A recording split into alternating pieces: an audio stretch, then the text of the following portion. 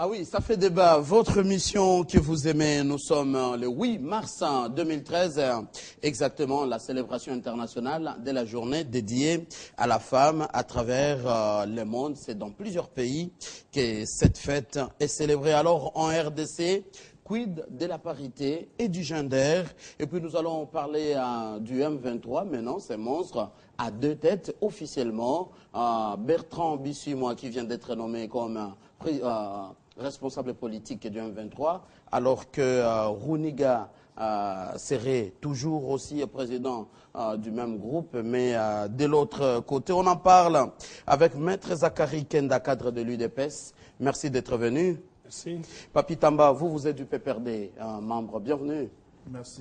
Michel Kitoko, politologue, vous êtes congolais également de la diaspora, bienvenue. Merci. Et puis nous avons l'honorable Yves Kissombe, cadre 1 des communicateurs de la majorité présidentielle, bienvenue. Merci, je suis aussi membre du PPRD. Ah voilà. Mon frère Papi Tamba. Papi Tamba. Alors ça fait bien. 8 mars, vraiment on ne va pas parler à la place de la femme. Toutes les femmes se sont excusées. C'était une émission dédiée à la femme et se sont excusées. Alors les hommes, nous allons essayer un peu de parler à la place de la femme. La parité légendaire, est-ce que ça a évolué en République démocratique du Congo, Papi Tamba? Merci pour la question et pour l'invitation. Je pense qu'en tant qu'un homme, vous l'avez dit tout à l'heure, je serais un peu mal à l'aise de parler des droits de la femme à la place des femmes elles-mêmes. Mais il faut se dire une chose, c'est que les droits de la femme évoluent dans ce monde au rythme que cela devrait évoluer. Lorsqu'on parle des droits, il faut aussi penser aux obligations. Alors nos mamans, des fois, nous compliquent dans certaines choses parce qu'elles aiment bien parler des droits et oublient les obligations. Exact. Et des fois, ça complique un peu certaines choses. Mais nous devons seulement encourager davantage que les droits de la femme et les obligations de la femme ne puissent s'augmenter, non pas seulement dans notre pays, mais partout ailleurs. Les deux thèmes se marient parce que l'ONU Femmes, cette grande organisation, plaide pour la fin des violences contre les femmes en République démocratique du Congo et à l'Est, et sûrement, nous parlons du M23. Il y a, ça s'assemble, ça se ressemble aussi. Est-ce que pensez-vous qu'avec la fin de la crise à l'Est, on ne parlera plus des violences faites à la femme ou ça va changer un peu des cadres de conception? Moi, je crois que nous devons, quand nous voulons parler de ces problèmes de l'Est et de la femme, nous devons en parler en tant que des humains. Des humains. En tant que des humains, et nous devons sortir un peu de certains costumes pour ne pas en faire un fonds de commerce. Les drames dans tout cela, c'est qu'il y a plusieurs organisations qui en parlent dans des termes qu'elles voudraient bien évoquer, pour la simple et bonne raison parce qu'il faut justifier certaines choses. Ceci n'est pas quelque chose que je souhaiterais pour notre pays. Il ne faut pas justifier certains budgets en disant que ce n'est pas ça, ça et ça au niveau de l'Est de notre pays.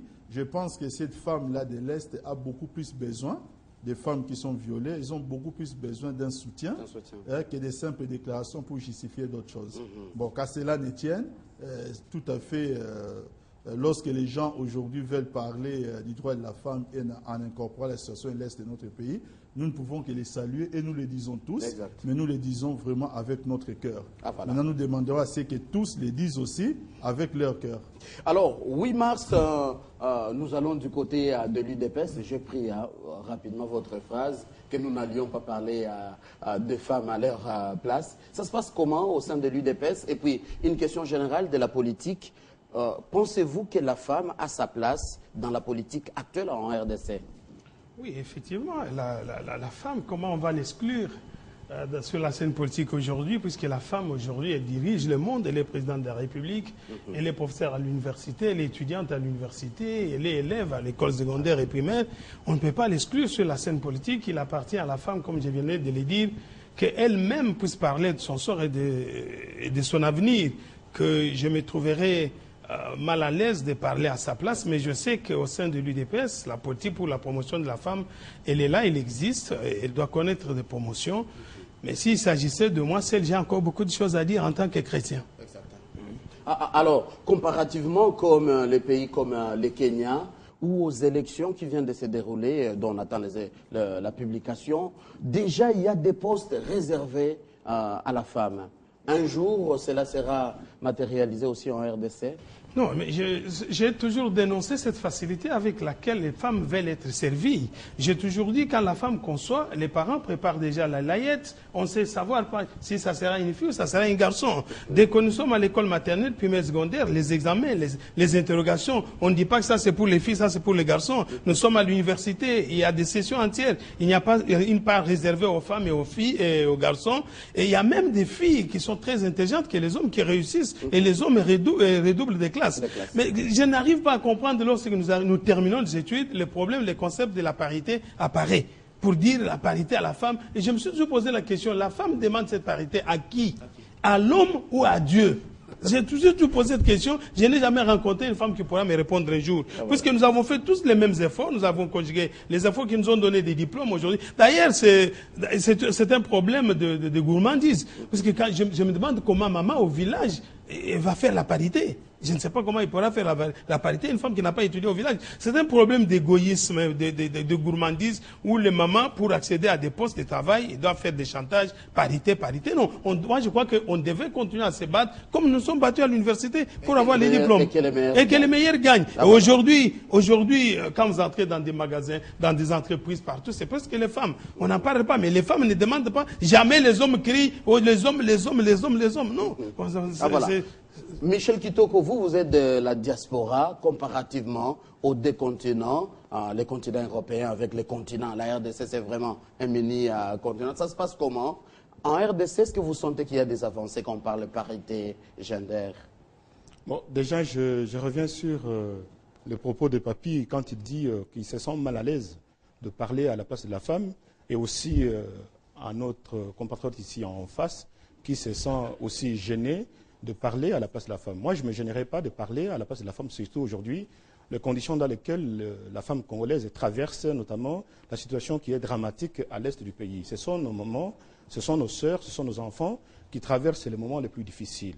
La responsabilité oblige aujourd'hui que toutes ces mamans-là, aujourd'hui, ce sont nous qui sommes des hommes, qui sommes à la limite des gourous contre ces femmes-là qui devraient faire un effort et comprendre un peu la détresse dans laquelle les femmes traversent actuellement.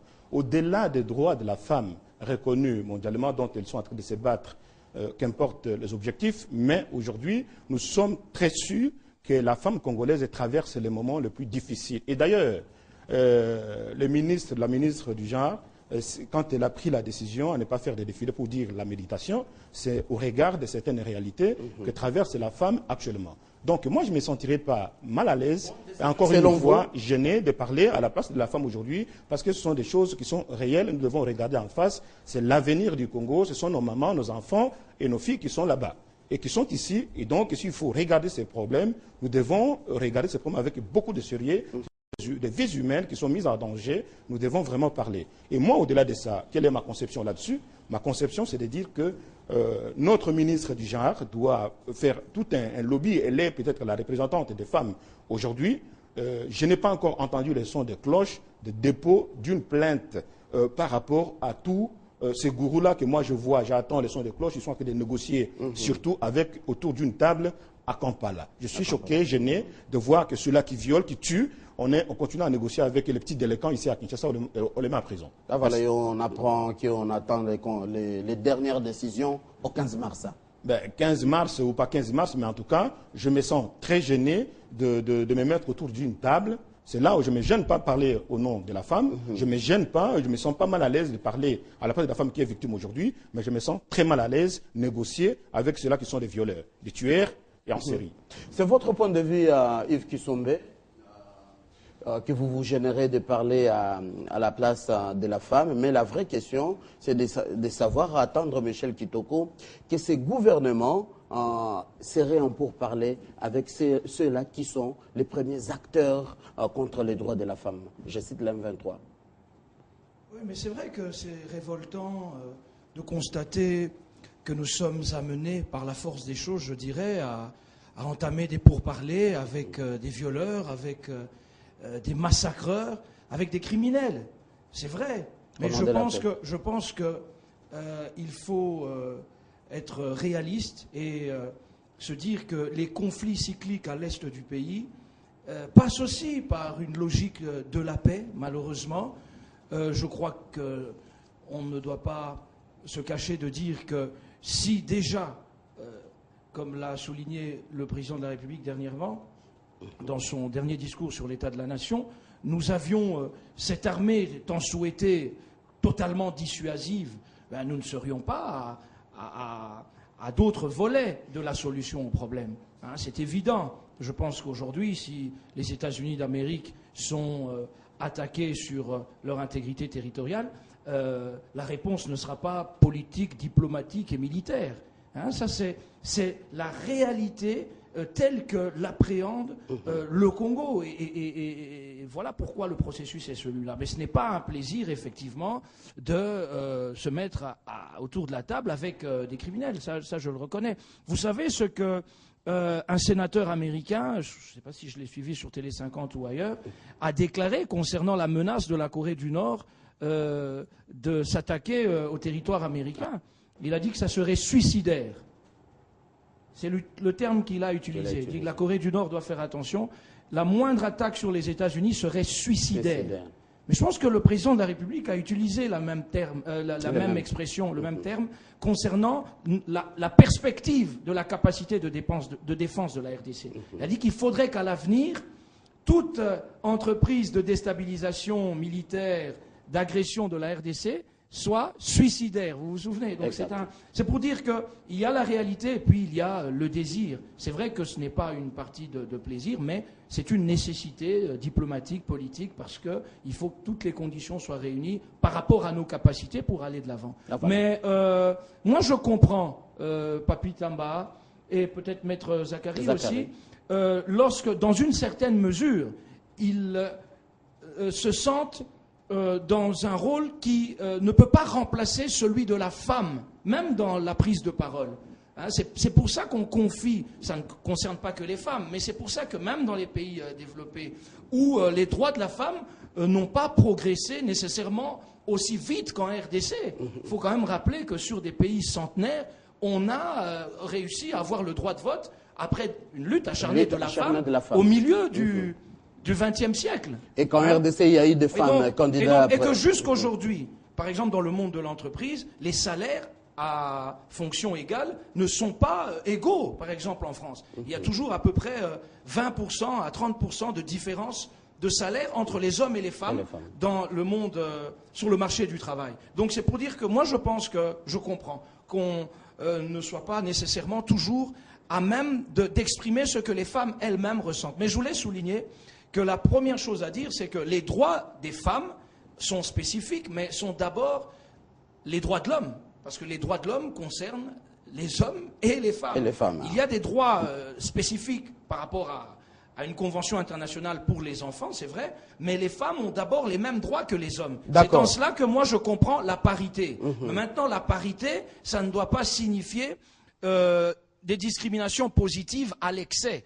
C'est-à-dire qu'il faut que les femmes, et ça je suis d'accord avec mes frères, mes co-débatteurs, il faut qu'en permanence la femme se mette à l'école du mérite, de l'effort, comme l'homme, et fasse le même parcours. Elle doit gagner à sa place. Elle en a tous les atouts. D'accord, Yves Kissombe. On peut passer à notre deuxième thématique, hein? Ah oui, sans faute. Alors qu'on attend une conclusion probable de pourparlers à de Kampala, nous venons de l'apprendre, c'est l'actualité. L'M23 a maintenant officiellement deux responsables politiques, Bertrand Bisimwa et Jean-Paul Rouniga. Ça fait problème, ça fait vraiment débat. Avec qui le gouvernement de la RDC va tirer les dernières conclusions de pourparlers de Kampala. Je commence par l'UDPS. Quelle lecture vous faites de cette situation? C'est une diversion, tout simplement. On est en train de divertir notre peuple. C'est une distraction.